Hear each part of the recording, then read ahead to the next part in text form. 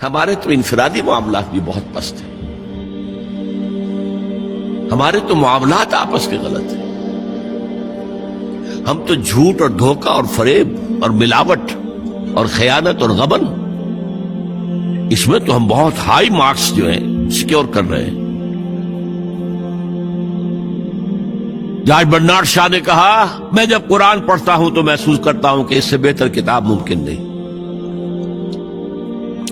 اور جب مسلمانوں کو دیکھتا ہوں تو محسوس کرتا ہوں کہ ان سے زیادہ ذلیل قوم کوئی نہیں۔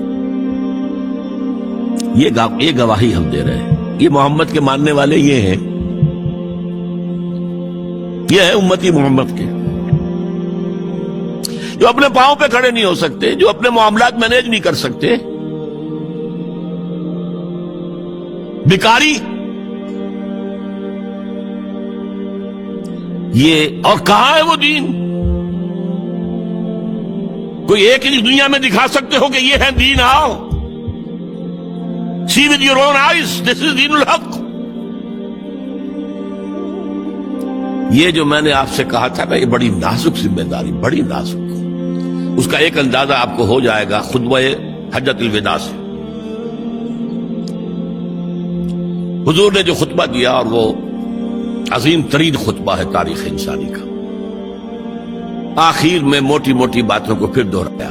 دیکھو عورتوں کا خیال کرو، عورتوں کے حقوق ادا کرو، دیکھو غلاموں کے ساتھ نیک سلوک کرنا، جو بھی تھی۔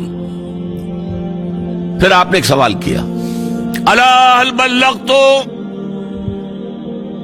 لوگوں میں نے پہنچا دیا یا نہیں؟ 1.25 لاکھ کا مجمع تھا، آج سے 1400 برس قبل 1.25 لاکھ کا مجمع بہت بڑی بات تھی، بہت بڑی بات، جبکہ ابھی اسلام صرف جزیرہ نما عرب تک محدود تھا۔ آج بھی پہلے کبھی ہو جاتے تھے 28-30 لاکھ بھی، ان مینیجیبل ہو رہا تھا معاملہ۔ اب سعودی عرب کی حکومت نے کو مینیج کیا، پابندیاں لگائی تو 20 لاکھ، یہی ہے نا، 1.25 لاکھ کا بند۔ اور اس کا نقشہ میں دکھا دوں، ایک ایک حرف آپ 3 مرتبہ کہہ رہے تھے۔ داہنی طرف رخ کر کے کہا، وہ سنا، پھر مکبر کھڑے ہوئے ہیں، اس نے سنا اور آگے پہنچایا، اس نے سنایا آگے پہنچایا۔ لاؤڈ سپیکر تو تھا نہیں، کوئی پبلک ایڈریس سسٹم تو نہیں تھا۔ پھر آپ نے سامنے رخ کر کے وہی بات فرمائی، پھر یہاں سامنے کھڑے ہوئے لوگوں نے پہنچایا، پھر بائیں طرف رخ کیا۔ اسی لیے ہر جملے کو، ہر بات کو آپ نے 3 دفعہ کہا، الا هل بلغت، میں نے پہنچا دیا یا نہیں؟ اور عام عادت صحابہ کی یہ تھی کہ اول تو حضور کے سوال پر خاموش رہتے تھے کہ واللہ ورسولہ عالم، یا اگر جواب دیتے تھے تو فرط ادب سے بہت مختصر جواب۔ وہ چلبلے قسم کے شاگرد جو ہوتے ہیں، جو استادوں کو بھی پڑھانا چاہتے ہیں، صحابہ کرام اس طرح کے نہیں تھے، اپنی لیاقت اور ذہانت کا روب جو ہے اپنے استادوں پر گاٹتے۔ وہاں تو یہ تھا کہ ایک بات جواب، یہاں 4 جواب دیے ہیں صحابہ نے۔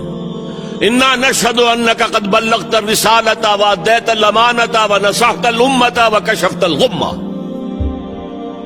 3 مرتبہ حضور نے کہا الا هل بلغت، اور 3 مرتبہ جواب آیا انا نشهد انك قد بلغت الرسالة واديت الامانة ونصحت الامة وكشفت الغمة۔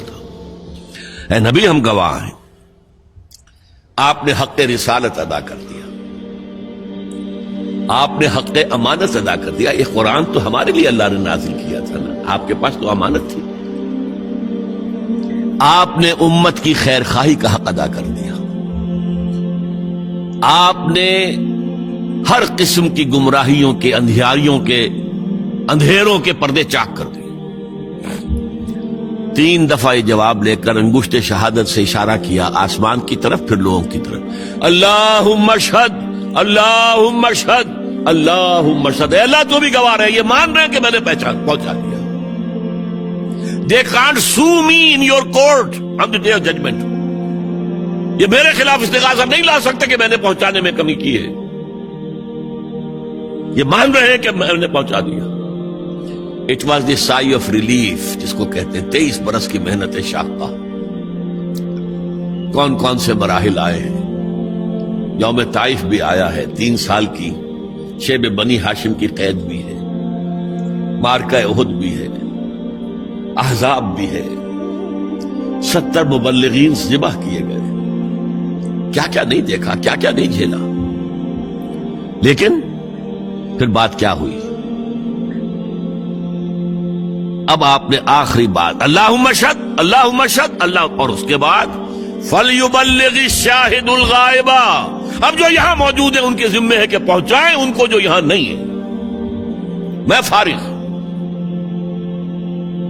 میرے کندھے سے بوجھ اتر گیا، اب تمہارے کندھوں پر آیا.